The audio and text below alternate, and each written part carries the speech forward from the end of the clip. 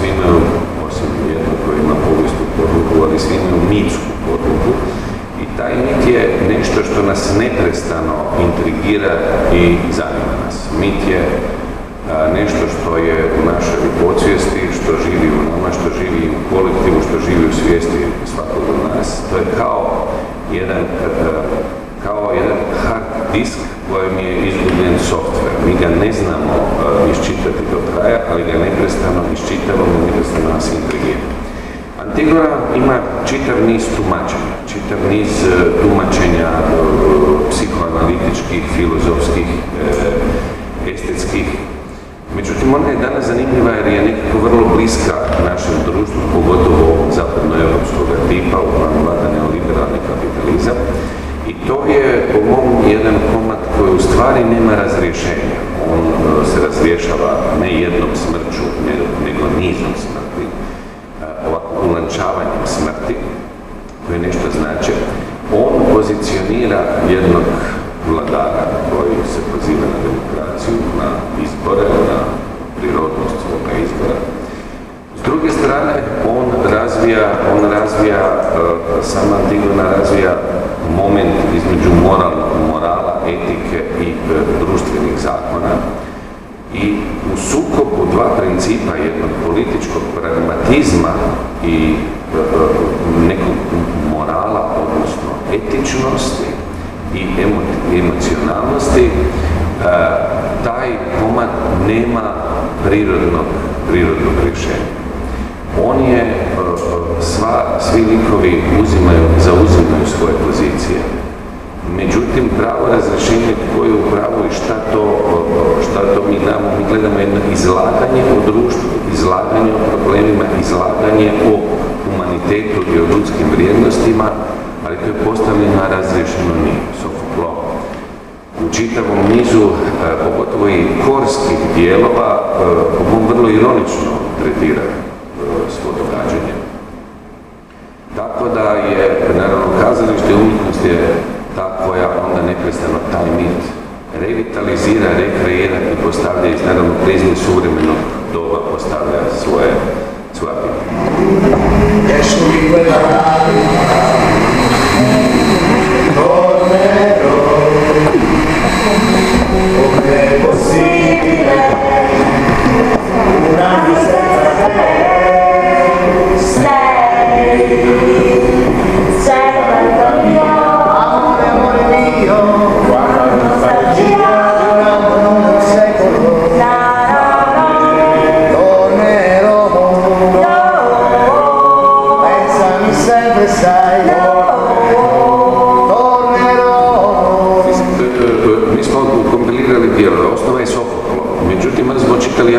Psihoanalitičkih tekstova koji su impotentni za kazališnu realizaciju, ali smo ih uzeli i na kraju, kad Antigona umire na tako jedan ovako ritualni način, čitaju se ti tekstovi, ona sama sebe komentira kroz te tekstove, prepričavaju se tekstove od Filipa Weissmana, Judith Butler, naravno, poziva se od Hölderlina do Hegela, čitava. Dakle, igramo se sa percepcijom i recepcijom Antigone u zadnjih, recimo, 200 godina. I to na jedan, naravno, lagano, neću reći ni ironijski, nego kazališni način. S druge strane, uzimamo tekstove, recimo, Slavoja Žižeka, Sibile Petlevski, koje inkorporiramo u govor lica, da bismo antički govor kontrastirali sa suvremenim govorom. Naravno da onda Kreol govori tekstu demokracije od Slavoja Žižeka ili pitanje što je demokracija od Sibile Petlevski. I zanimljivo je kako to izgleda kada Kreol to radi. Isto tako nismo ideološki označavali njihove govore, nismo označavali njihove rečenice, nego smo postavljali kako bi to bilo u jednom, prije svega, glumačkom laboratoriju i kako bi to izgledalo da se stvari malo izrelativiziraju, da se postave pitanje. Vi voglio tanto bene, il tempo vola spesso, tornerò contro la nostra terra, Polinice, eccitato da aspre contese, li guidò, lanciando rida acute come una volò verso la nostra terra.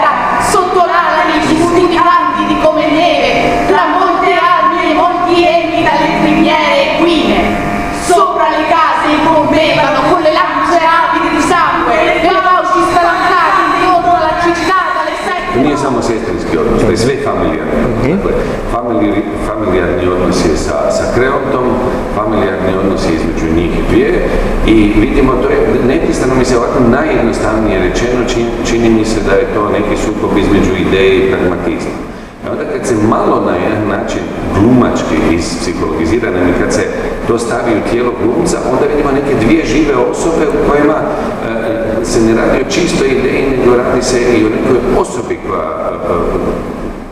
koja određenu ideju zastupa i s druge strane jednu osobu, iz mene je osoba koja je sve to preživjela, sve je to izaživjela, ali miri se sa svijetom kakav je. Sve naime počinje, moramo znati da u nekoj priči, sve počinje netom nakon pobjede, nakon završenog rata i oslobođenog grada. Sve počinje sa jednim finim partijem, ali to ništa nije ilustrativno napravljeno, sve je to napravljeno u glumačkoj izvedbi da se naslučuje što to u stvari jeste.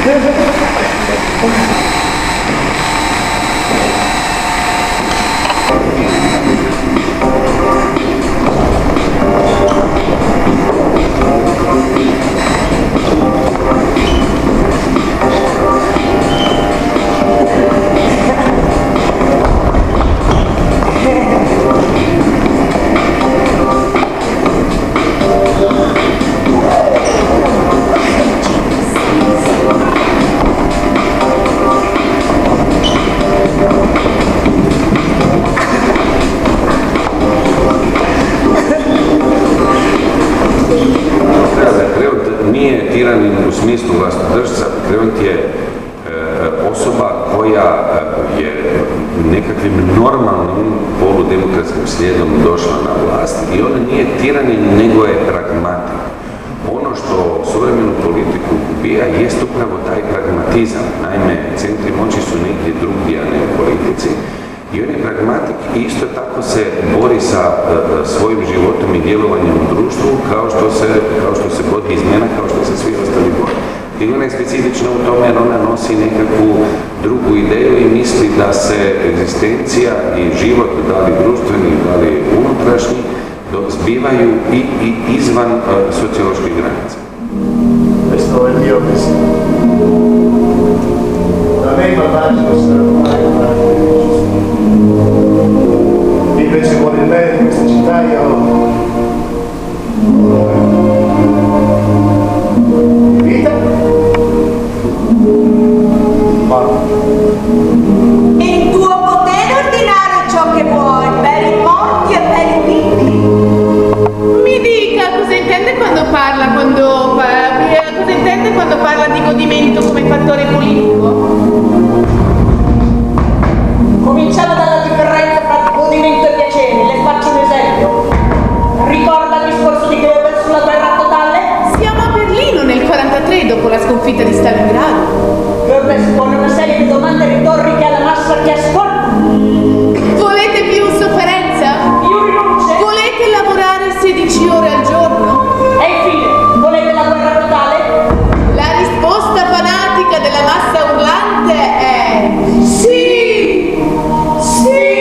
Vjenčanici odlazi u grob, to vjenčanje sa smrću umjesto vjenčanje za Hemona naravno ima jedan duboku mitsku i emocionalnu podlogu, naime ona sa smrću odlazi u smrt i združuje se sa svojom mrtvom braćom i sa mrtvim roditeljima.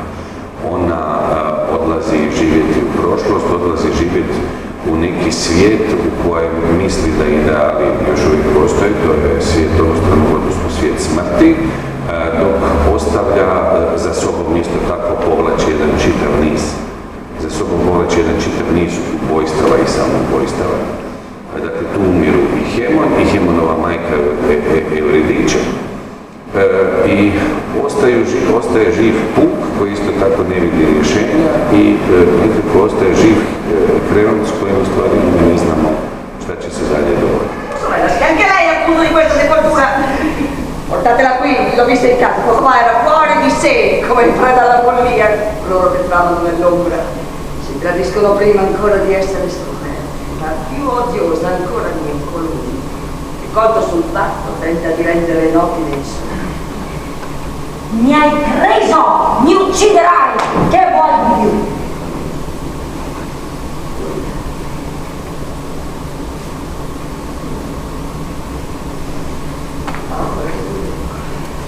Che cosa aspetti dunque? Nessuna delle tue parole né gradita ne potrebbe mai esserlo. Certo, anche io non sono creduta a te. C'era forse una gloria più grande per me che dare sepoltura a mio fratello. Anche costoro direbbero che è giusto. Se la paura non gli vedesse la bocca. Prema publici ne predstavlja nikakva lagana iluzija priče, odnosno iluzija kazališnog događanja. Nema likova, postoje neki ljudi koji govore tekstove i ono što je lik nema likova, nego postoje subjekti. Dakle, one rečenice kada Kreonta izgovara Bruno Načinović potpuno je drugačije nego kad to Kreonta izgovara Elvija Načinović. Dakle, tu su pomaknute su granice klasičnog lika. Isto tako glumci ulaze iz izvedenog. Oni nešto izvode, nešto govore, bez jakog ideološkog pritiska što bi to trebalo biti, nego se onda stvari rastvara da počnu to igrati, da ih situacija preuzima, kao što isto tako vrlo brzo iz tih situacija izlaze. Zadržali smo strukturu, iako je dosta izmijenjeno, zadržali smo strukturu da antički kor komentira, odnosno ima uplive u samu događajnost i naravno u tom koru su kako Sofoklovi, tako Žižekovi tekstovi, tako psihoanalitički tekstovi i to stvara nekako neprestani odnos između čiste izvedbe koja putuje prema glumi dramske situacije da bi izašla i da bi se jednostavno čovjek maknuo sa scene i ne bi ništa i odustao možda u jednom trenu doganja. Se la paura non gli chiudesse la bocca! Ma il potere di fare Dio ciò che vuole è uno dei suoi molti vantaggi. Solo tu lo pensi, prete? No, lo pensano anche loro, ma davanti a te non vogliono parlare. Ma non ti vergogna a comportarti in questo modo? Onorare un fratello, no. Ah, perché non era tuo fratello anche l'altro? Era figlio della stessa madre e dello stesso padre. E allora perché rendi onore a Lempio Polinici? Ti darebbe tutto e te che se potesse parlare. No, se tu tratti l'altro nello stesso modo. Ma l'altro non era uno schiavo, era suo fratello. Ma voleva devastare questa terra, che Teo invece difendeva. E tuttavia la morte vuole questi riti. Senti, gli onesti malvagi non vanno trattati allo stesso modo. Chissà se tra i morti vale questa legge. Non si può amare un nemico, nemmeno nella morte. E non sono nata per condividere l'odio, ma